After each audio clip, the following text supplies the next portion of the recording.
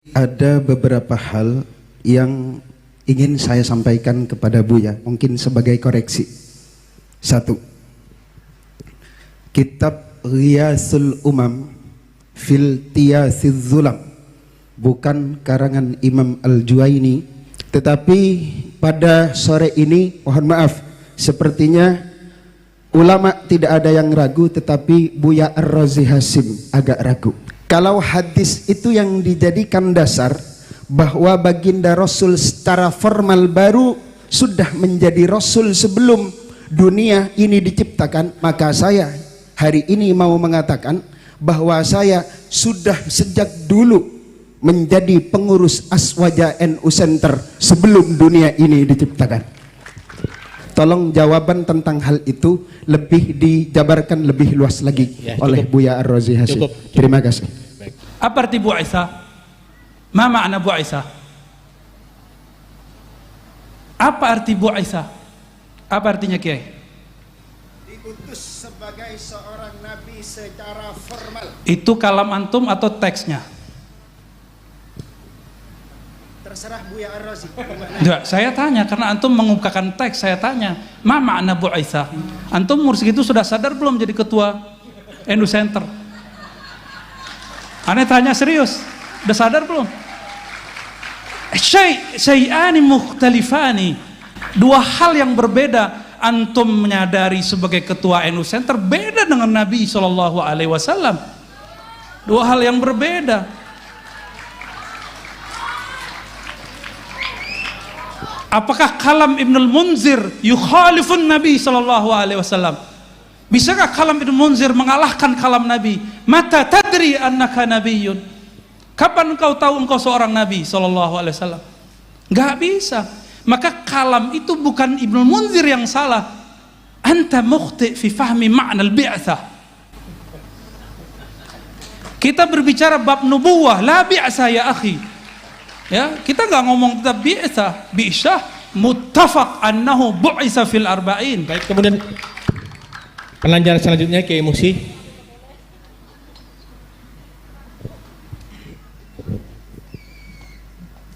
Mohon izin berdiri Buya. Yang pertama, saya sebenarnya malu disebut Kiai Buya, karena cuma dompleng. Kebetulan bapak saya disebut Kiai, akhirnya saya walaupun begini disebut Kiai. Tetapi ada beberapa hal yang ingin saya sampaikan kepada Buya, mungkin sebagai koreksi. Satu,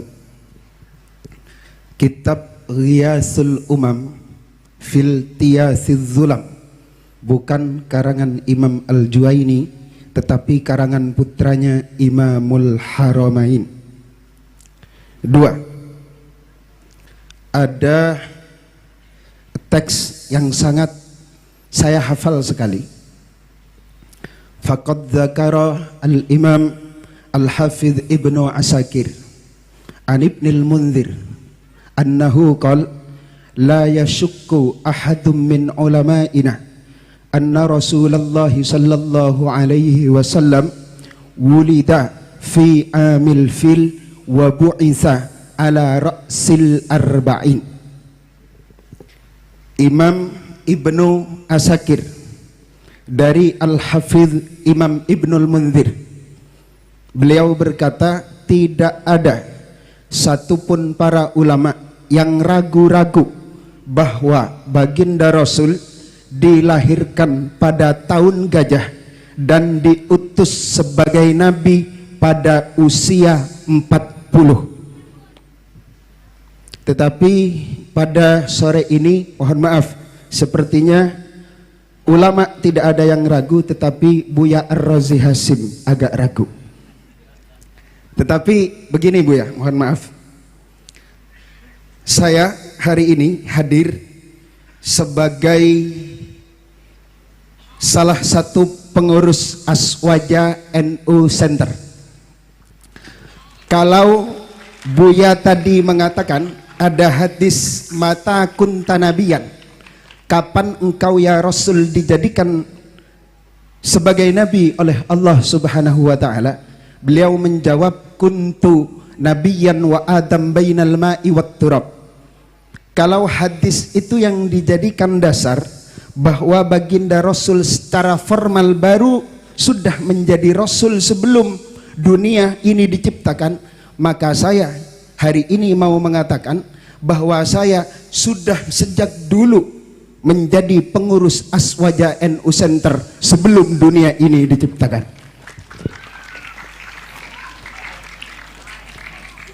Kemudian yang keempat, mohon maaf, Cukup. kajian kita pada sore hari ini sepertinya bukan tentang urgensi kitab kuning dalam berbangsa dan bernegara, tetapi lebih ke pembahasan urgensi thariqah dalam berbangsa dan bernegara. Jadi kalau ada pertanyaan yang mengarah kepada hal-hal yang tentang bagaimana kiprah kalau kita memahami kitab kuning dalam berbangsa dan bernegara, tolong jawaban tentang hal itu lebih dijabarkan lebih luas lagi Ya, oleh Buya Ar-Razi Hasyim. Terima kasih. Baik. Nah, demikian Bu ya, langsung dijawab. Syukran atas tasihnya. Seharusnya antum salah satu pembicara pada sore ini ya. Syukran. Baik, mengenai yang pertama diriwayatkan oleh Imam Al-Hafiz Ibn Asakir, ana adri bihadhi riwayah. Saya juga tahu riwayat ini. Ya. Beliau beriwayatkan dari Al-Hafiz Ibn Al-Munzir, tidak ada syak bahwa Nabi dilahirkan pada tahun fil, la syak. Wa bu'itsa, la syak. Apa arti bu'itsa? Ma makna bu'itsa? Apa arti bu'itsa? Apa artinya Kiai? Diutus sebagai seorang nabi secara formal. Itu kalam antum atau teksnya? Terserah Buya Ar-Razi. Enggak, saya tanya karena antum mengungkapkan teks, saya tanya, ma makna bu'itsa? Hal fi farq baina bu'itsa bi'tsah dengan nubuwah, bi'tsatur risalah dengan nubuwah, fi farq. Enggak usah pakai kalam itu dulu, pakai kalam Imam Darimi aja. Ada di Sunan Darimi. Abu Darda bertanya, wahai Rasulullah, kapan engkau sadar? Mata tadri, kapan engkau sadar engkau seorang nabi? Enggak usah pakai kitab Ibnul Munzir, kejauhan itu mutaakhirin. Ini levelnya dia satu tabaqat dengan Imam Ahmad bin Hanbal. Wafatnya 255 Hijriah. Tetapi Imam Bukhari juga beberapa saat sama-sama berguru dengan beliau. Tapi umurnya lebih tua karena lahirnya 181 Hijriah. Ya, saya tahu antum ketua NU apa tadi? Aswaja Center. Ya, alhamdulillah, syukran, jazakallah khair ya. Ini hadis diriwayatkan oleh Imam Darimi, lahirnya tahun 181 Hijriah. Ketika Ibnu Barak wafat. Maka dia umurnya dekat dengan Ahmad bin Hanbal, pendiri Hanbali. Di situ ada riwayat, kapan engkau sadar wahai Rasulullah engkau seorang nabi? Jawaban Nabi SAW apa? Ketika aku bermain dengan anaknya Halimah, tiba-tiba dadaku dibedah, diambil oleh dua sosok terbang dari atas. Itu beliau sadar beliau seorang nabi. Antum umur segitu sudah sadar belum jadi ketua NU Center? Aneh tanya serius, udah sadar belum? Syai'ani mukhtalifani, dua hal yang berbeda. Antum menyadari sebagai ketua NU Center beda dengan Nabi SAW. Dua hal yang berbeda.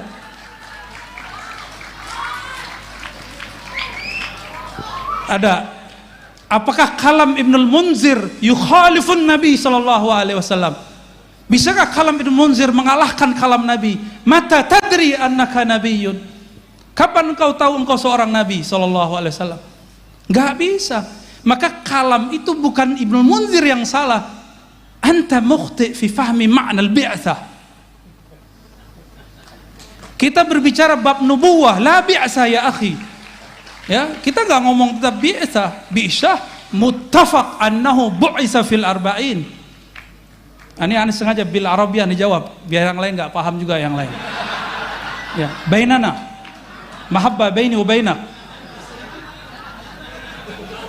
Taib. Halas. Apa lagi?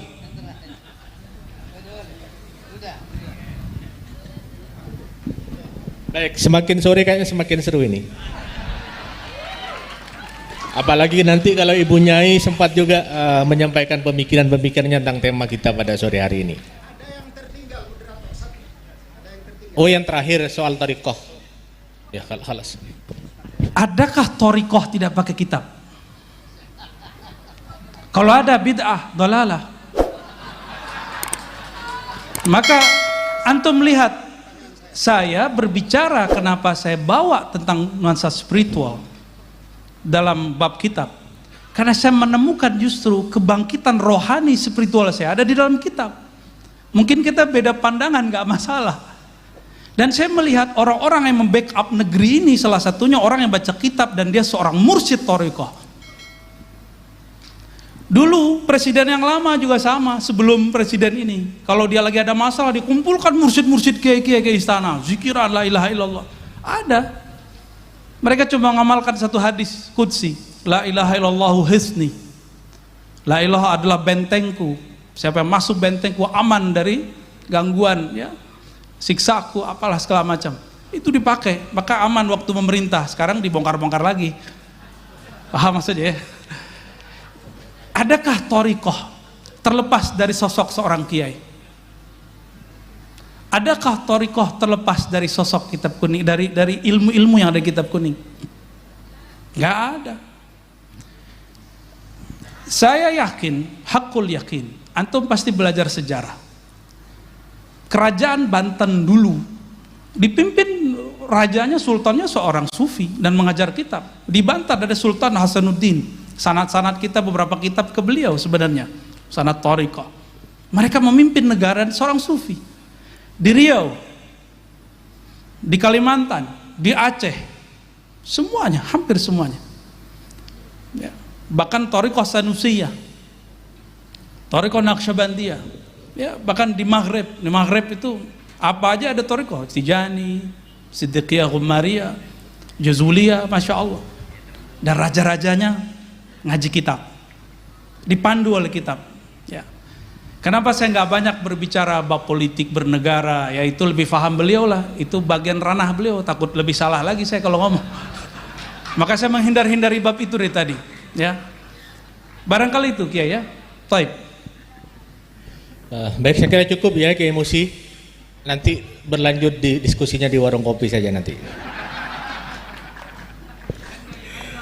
Baik, ini memang menarik. Saya sering diskusi dengan beliau, Kiai Abuya. Saya punya forum kajian tafsir Al-Quran bersama beliau yang setiap bulan. Jadi memang diskusinya memang sangat luar biasa. Ada dirasa naqdiyah, ada dirasa tahliliyah juga. Baik, saya persilahkan yang ini yang, oh ya silakan yang itu sudah kadung Kiai Abdul Hadi ini, tapi bukan Buya ini. Masih kiai sih levelnya. Assalamualaikum warahmatullahi wabarakatuh. Kalau yang tadi itu kiai beneran, kalau ini santrinya, santrinya Buya. Saya mengikuti channelnya Buya Rosi lebih 2 tahun. Alhamdulillah sejak corona jadi aktif mengikuti dengan nuansa kontroversinya. Tadi pemandu belum menjelaskan, Buya ini sudah menikah setahu saya di YouTube, ya. Jadi tadi kalau ada yang menawarkan Mbak Kiai masih ada 2 putrinya, tidak tahu kalau mau menambah. Terus ini supaya nggak serius, yang 2 tadi sangat serius, Buya. Saya ini sekarang yang tidak serius, Yang pertama yang saya tidak serius, saya mengharapkan Buya itu ngajar melalui channelnya, ya mungkin punya channel sendiri, walaupun yang saya tahu di YouTube-nya itu beraneka ragam di masjid-masjid atau di majelis-majelis yang diadakan oleh artis-artis sehingga kita bisa mengikutinya. Itu satu. Yang kedua, ini selama saya mengikuti pengajian-pengajian Buya di YouTube, ada satu hal yang sampai sekarang mengganjal dalam diri saya. Bagaimana menyatukan akal, hati untuk satu arah. Dalam pengertian satu arah bisa menjadi hamba yang soleh di hadapan Allah. Kadang-kadang bertentangan antara yang ada di akal dengan yang ada di hati. Yang kedua, ini Buya terkait dengan penjelasan-penjelasan soal ilahiyah. Kadang-kadang akal sangat terbatas memahami soal ketuhanan. Tapi hati tidak terbatas. Walaupun tadi Buya menjelaskan sudah membatasi, cukup tafakkaru fi khalqillah wala tafakkaru fi dzatillah. Nah, tapi dalam penjelasan Buya itu banyak menjelaskan tentang Allah yang bersemayam dalam diri atau jiwa, tidak tahu apa itu di akal atau di hati. Saya yang nggak bisa, mungkin bisa dijelaskan oleh Buya. Terakhir terkait dengan Kiai Haji Abuya Busro Karim, tadi Buya meminta untuk bisa mendirikan torikoh. Saya setuju itu.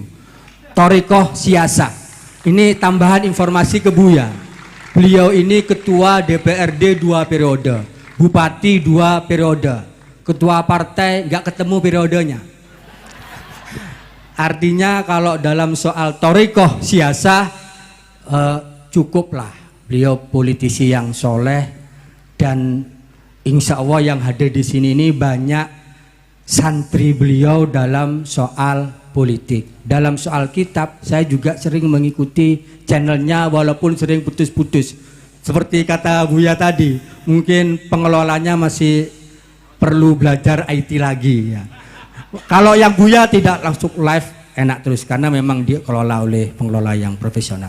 Itu Buya, saya pikir tadi perdebatan-perdebatan yang muncul jangan menyebabkan bahwa perbedaan yang ada antara kita dan kehadiran Buya di sini membuat Buya kapok untuk hadir di Sumeneb khususnya dan di Madura. Kita semua walaupun tidak nyantri langsung kepada Buya, tapi kita nyantri melalui online. Terima kasih. Wallahul muwaffiq ila aqwamit thoriq. Wassalamualaikum warahmatullahi wabarakatuh. Assalamualaikum warahmatullahi wabarakatuh. Tidak ada perbedaan ya kalau semuanya disikapi secara dalam konteks munadharah. Saya kira tidak ada perbedaan. Semuanya sama dalam konteks melengkapi pengayaan khazanah kita tentang keislaman. Yang kedua tadi bahwa moderator memang tidak disuguhi kurikulum vitae. Jadi tidak sempat memperkenalkan beliau karena saya melihat bahwa al-ma'ruf la yu'arraf. Jadi orang yang sudah terkenal tidak perlu diperkenalkan lagi. Karena yang qabilu al-mu'athira itu hanya nakiratun. Sementara Buya sudah makrifat di mana-mana di channel YouTube-nya. Alhamdulillah kali ini kita datangkan langsung beliau dan sempat mengaji kepada beliau. Baik, pertanyaan soal akal dan hati Buya. Jadi hubungannya seperti apa? Kemudian suluk ilahiyah dan tariqah Kiai Busro ini. Silakan. Ya, tariqah al-Bushrawiyah. Baik, Bapak Ibu, para kiai, para bocah mahasantri. Tadi ada yang terbakar kayaknya. Santai aja. Allahumma shalli ala Sayyidina Muhammad ya. Jidal munazarah bahsul masail itu masa lalu. Makanya saya menghindari biasanya jidal-jidal. Ya. Mohon maaf Kiai ya. Saya menghindari sekali karena kalau dipancing takutnya masuk. Sayanya masuk nggak bisa keluar. Ya, itu pesan dari guru saya ya. Tapi kalau ada yang bertanya dan ada yang mau mubahasa, saya terima ya. Tapi saya nggak akan datang kalau diundang debat. Tapi kalau mau datang, tafadhal, ana maftuhu ra'yan aqlan wa qalban insyaallah ya. Nggak ada masalah. Kita memang perlu, mungkin ada kalam saya yang tidak pas didengar ya, seperti kalam Ibnul Munzir pun seorang kiai bisa beda faham antara saya dan beliau, kan bisa beda faham ya, apalagi jika itu muncul di dalam sosial media, itu sangat mungkin ya. Makanya saya kemudian berinisiatif dari dulu kalau kajian kita pakai kitab. Jadi ketika mau bahasa kita kitab dengan kitab. Tapi setahu saya sepanjang ini berdebat dan melihat sejarah perdebatan, orang berdebat kalah tidak terima, menang pun tidak ada rasa apa-apa. Dua-duanya kalah di sisi Allah. Karena dua-duanya sama hatinya keras. Satu hati keras merasa menang, merasa benar. Satu hati keras karena merasa malu. Itu kenapa Allah mengharamkan jidal. Yang boleh itu tas'al, ya, yang tidak menyebabkan isa'ah fil qulub, qaswah fil qulub, ya. Syukran tadi masukannya dari Pak siapa tadi? Ustaz Abdul Hadi, ya. Insya Allah nanti kita buat channel sendiri. Insya Allah nanti, ya. Insya Allah. Mungkin cari waktu yang kosong dulu lah kita. Ya. Bagaimana cara menyamakan, mepaskan antara kolbu dan akal? Sebenarnya akal kolbu itu tidak perlu dipisah-pisahkan seperti gambaran pikiran kita. Di Quran, coba perhatikan, lahum qulubu ya'qiluna biha. Kan ada dua ayat tuh, ya. Satu sindiran di surah Al-A'raf, satunya surah apa tuh? Al-Hajj, ya. Al-Hajj 26 seingat saya.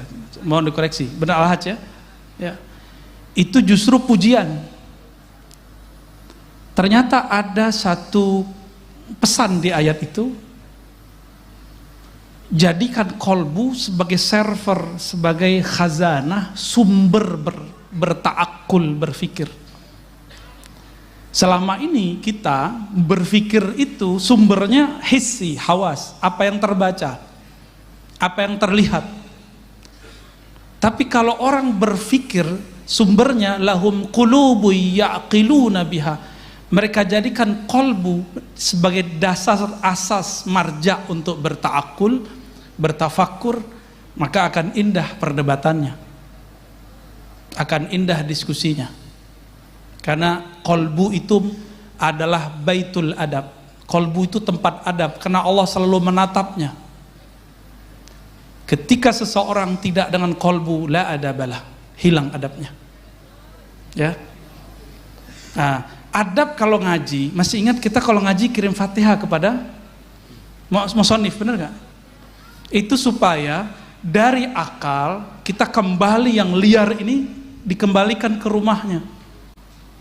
Itulah rahasia baca Fatihah sebelum ngaji. Ya, tadi mungkin kita belum baca Fatihah sebelum ngaji, tapi kan tadi sudah dimulai doa, ya kan? Ya. Mungkin kita berdoa belum pakai kolbu, barangkali. Nah, itu yang membuat kita ketika ngaji, gurunya siapa aja, itu nggak akan bisa memilah nanti. Ya, barangkali itu. Maka mulailah, masuklah pintu dari tangganya, masuklah rumah lewat pintunya.